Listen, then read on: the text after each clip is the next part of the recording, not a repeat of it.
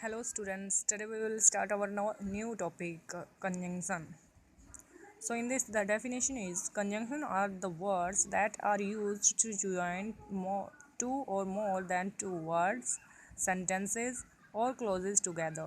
Means conjunction क्या होता है? Are the words वो words होते हैं that are used to join जिनको जोड़ने में यूज़ किया जाता है और किन किन चीज़ों को जोड़ते हैं हम टू वर्ड्स दो वर्ड शब्दों को सेंटेंसेस दो वाक्यों को और क्लोजेस ऑन टुगेदर इन सभी को हम जोड़ते हैं कंजंक्शन के through. So in this one example is given a boy and a girl. So here and is a conjunction and this is join these two words. One word is a boy and the second word is a girl. So that and is a conjunction because it here it is used to join two words. The music was loud, nevertheless it was enjoyable. Here nevertheless is your conjunction. The music was loud. This is one sentence and the second one sentence is it was enjoyable. This is another sentence. So this nevertheless is joining these two sentences. That's why it is a conjunction. Important conjunctions and their uses. So that first is and. It is used to join two words, sentences और ideas. इसका words, sentences और ideas को जोड़ने में use किया जाता है. I like pizza and burger. So here and this is conjunction which is joining the pizza and burger. These are two words. And he is a dancer and painter also. Here also one example of and. Next is but. It is used to connect two contrast idea. So two contrast idea means which are opposite to each other. So Siva likes blue but Rohan likes red. जहाँ पे एक दूसरे के means बिल्कुल opposite हो. सो वहाँ पे हम बट का यूज़ करेंगे. That first part is saying सिवा लाइक ब्लू कि सिवा को कौन सा कलर पसंद करता है blue. And Rohan likes red. Rohan कौन सा कलर पसंद करता है रेड कलर. सो इनकी पसंद जो है बिल्कुल डिफरेंट हो गई है और बिल्कुल एक दूसरे के विपरीत है. That's why we are using here but.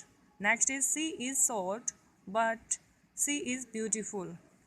Here this is the negative point and this is positive point.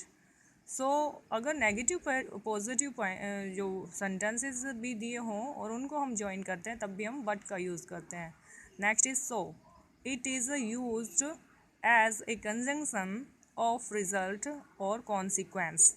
Consequence means परिणाम. रिजल्ट इज ऑल्सो परिणाम, नतीजा भी बोल सकते हो. So in this example is given I like the show so I stay late up to watch it. वहाँ पे reason result बताया गया है. सो रिज़ल्ट के अकॉर्डिंग यहाँ पे किसका यूज़ किया गया है सो का. Next is he was late for school so he took a shortcut. यहाँ पे सो जो है ये फिर से रिज़ल्ट का परिणाम का आपको बताया जा रहा है, शो कर रहा है. He was late for school, वो स्कूल के लिए लेट था. सो ही टुक ए शॉर्टकट, इसलिए उसने शॉर्टकट रास्ता चुना जाने के लिए. If it was it is used to express condition. If का यूज़ हम कब करते हैं जब कोई कंडीशंस दी हुई हो. सो यहाँ पे एग्जांपल दिए हुए हैं two. First is if you get up early you will never be late. यहाँ पे कंडीशन बताइए, अगर आप जल्दी उठते हो तो आप कभी भी लेट नहीं होगे. If you study will you will pass. if you study well not will. so अगर आप ठीक से पढ़ाई करते हो तो आप कभी भी आप पास हो जाओगे. so next is fifth because it is used to express a reason of an action. यहाँ पे किसी एक्शन का कोई रीज़न बताने के लिए बिकॉज का यूज़ किया जाता है.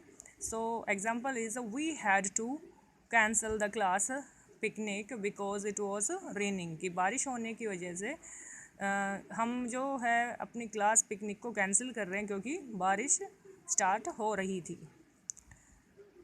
Next is I rested because I was tired, मैंने आराम किया क्योंकि मैं बहुत ही थक गया था.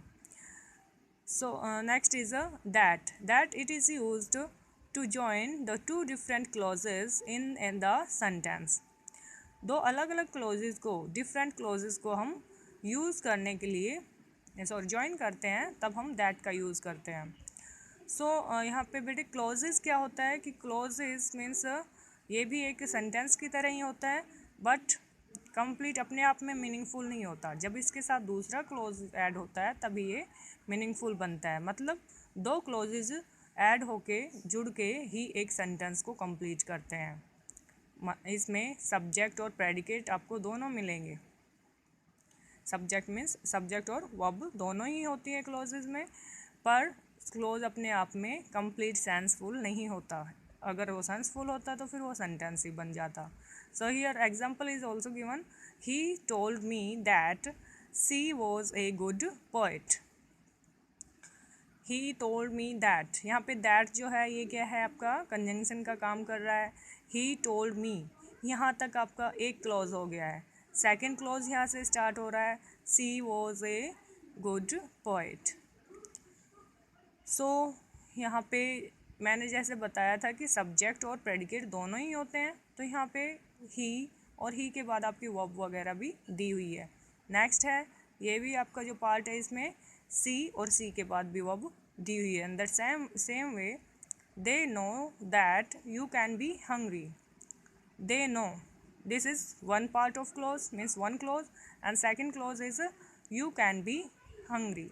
So here this is second clause, and this both clauses we are joining with the that. So that is used as a conjunction here. Next is than. It is used for the purpose of comparison. इसका comparison के लिए हम use करते हैं. It is better to live than to do it. कि इससे अच्छा तो ये करो, इस सेंस में हम इसका यूज़ करते हैं. It is easier sad then done, कि बोलने करने से तो अच्छा है, आसान है इस चीज़ को बताना. Next is 8th point, unless. It shows the negativity stated in a condition. ये किसी भी नेगेटिविटी मीन्स नेगेटिविटी को शो करने के लिए इसका यूज़ किया जाता है. वैसे इसका हिंदी में जैसे अगर सेंस देखें, मीनिंग देखें तो क्या होगा, जब तक. You will be sick unless you stop eating. You will be sick unless means जब तक आप ये खाना मीन्स एक्स्ट्रा खाना नहीं छोड़ोगे तो क्या हो जाओगे, आप बीमार हो जाओगे. Unless he was very ill he would till not. Unless he was very ill, he would till not. So यहाँ पे भी unless जो है आपका क्या कंजंक्शन का काम कर रहा है, वही जब तक की सेंस में. Unless it expresses टाइम, यहाँ पे सॉरी until जो है आपका किसको शो करता है, टाइम को एक्सप्रेस करता है. यहाँ पे मीनिंग दोनों का सेम ही होता है. उसमें भी जब तक का की सेंस में unless होता है, और इसमें until जो है ये भी जब तक की सेंस में ही है. It also means till not. We went to bed and slept until morning. We went to bed, हम सोने के लिए गए रात को, और and slept और सोते रहे until morning, कब तक, जब तक सुबह ना हो. यो I did not know what to tell you until then. I did not know, मुझे नहीं पता था, what to tell you, कि आपको क्या कहना था, until then means जब तक. मीन्स यहाँ पे until जो है किसको, टाइम को शो करता है, कि जब तक मैंने ये नहीं किया था तब तक मुझे ये नहीं पता था. Though all though it is use to show a contrast between the two clauses. यहाँ पे टू क्लॉजेज के बीच में कॉन्ट्रास्ट को शो करता है. क्लॉजेज जैसे मैंने बताया कि आपका जो सब्जेक्ट और प्रेडिकेट वाले पार्ट होते हैं उसको क्लॉज बोलते हैं, बट अपने आप में ये सेंसफुल नहीं होता, कंप्लीट सेंस नहीं होती है इसकी. सो यहाँ पे भी दो क्लोजेस को दो और ऑल दो के थ्रू जोड़ा जाता है. और यहाँ पे भी क्या होता है, कॉन्ट्रास्ट मीन्स वो दोनों एक दूसरे के अपोजिट होते हैं. मतलब एक में आपको पॉजिटिव कोई उसकी हो सकता है मेरिट मिले और दूसरे में डिमेरिट दी जाए. दो ही इज़ रिच, इसका हिंदी में सेंस होता है यद्यपि। यद्यपि वो क्या था, धनी है, and he is not honest, पर फिर भी वो ईमानदार नहीं है। तो यहाँ पे रिच जो है ये उसका पॉजिटिव पॉइंट हो गया, and not honest this is in negative sense also, और आपका एक डिमेरिट भी बताई गई है। I am happy although I want more, मैं बहुत खुश हूँ, ऑल्दो आई वांट मोर, फिर यद्यपि मैं और भी कुछ और ज़्यादा इच्छा रखता हूँ या ज़्यादा चाहता हूँ।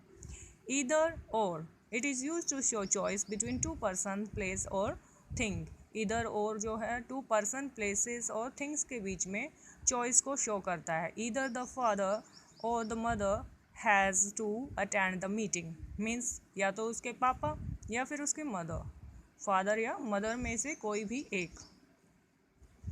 We can eat either now or after the show, कि या तो हम अब खा सकते हैं और या फिर शो होने के बाद खा सकते हैं, मतलब दोनों में से एक चीज़ आपको चुननी है।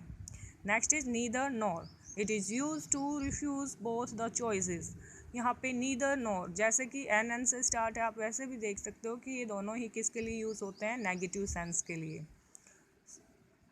और दोनों में से आपको दोनों चॉइस जो है वो क्या करनी है, रिफ्यूज़, दोनों को मना करना है। Means neither my mother nor my father went to university, ना तो मेरी माँ और मेरी मदर और ना ही मेरे फादर जो हैं यूनिवर्सिटी गए।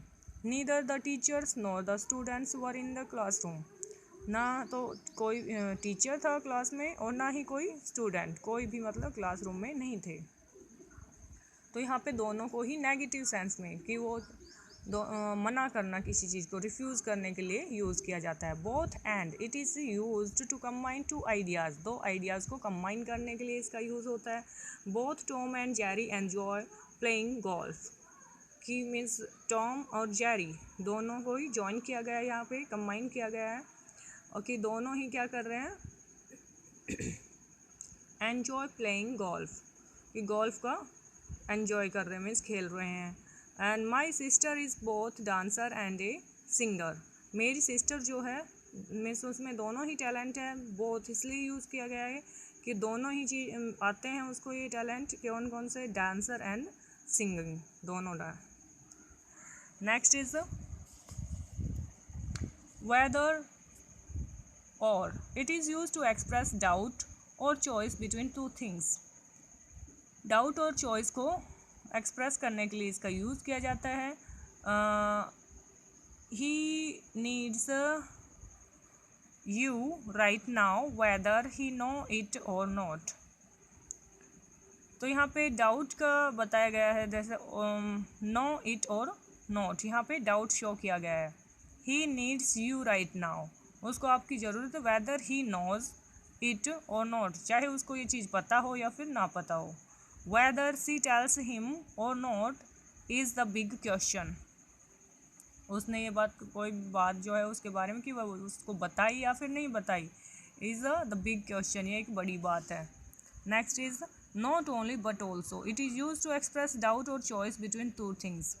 ये भी डाउट और चॉइस जो है उनको एक्सप्रेस करने के लिए यूज़ किया जाता है। He is not only intelligent but also has a great sense of humour, and he is not only intelligent but also funny. मतलब इसमें he is not only intelligent, सिर्फ वो इंटेलिजेंट ही नहीं है बल्कि वो क्या है, फ़नी भी है। अगर दो क्वालिटीज़ दी गई हों एक साथ, एक ही बंदे की दो क्वालिटीज़ के बारे में बताया गया हो, तो हम नॉट ओनली बट ऑल्सो का यूज़ करते हैं। So these are the few points of your conjunction, you have to read these all the points carefully and try to fill the exercise of this topic. Thank you.